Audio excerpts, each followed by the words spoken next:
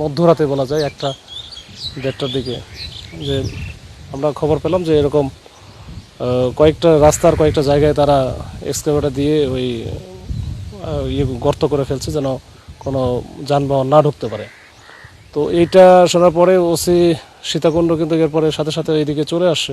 আমরা একটু এক্সট্রা টিমও পাঠাইছিলাম।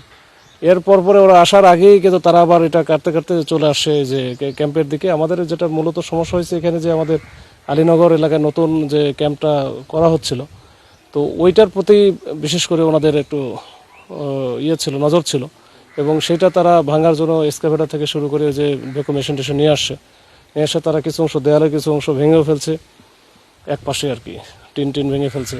তো এইটা যেন ওইখানে যেন প্রোটেক্ট করতে না পারে আমাদের সদস্য যারা এই যে আলীনগর স্কুলে ছিল।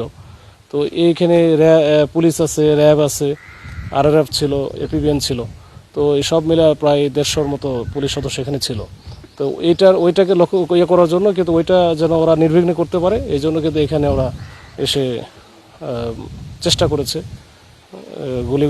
গোলাগুলি করারও চেষ্টা করেছে। তবে এরপরে আমাদের যারা সদস্য ছিল তারা কিন্তু শক্তভাবে এটা প্রতিরোধ করেছে এবং প্রায় আমাদেরই পুলিশেরই প্রায় 105 রাউন্ড গুলি ছোড়া লাগছে আর কি। তো গুলি করার কারণে শক্ত প্রতিরোধের মুখে পড়ে এবং সাথে সাথে আমরাও মুভ করেছিলাম। তো এই সব কিছু মিলে তারা কিন্তু দ্রুত এখান থেকে সরে যায়, পাহাড় বা ওই দিকে চলে যায়। তো আমরা এসে আসলে ওদেরকে পাই নাই। তো কিন্তু ওদের রেখে যাওয়া যে এক্সকাভেটর মেশিন, ভ্যাকুম মেশিন, তারপরে ওই যে ওদের ট্রাক, মোটরসাইকেল 2টা এরকম এগুলো কিন্তু আমরা জব্দ করেছি।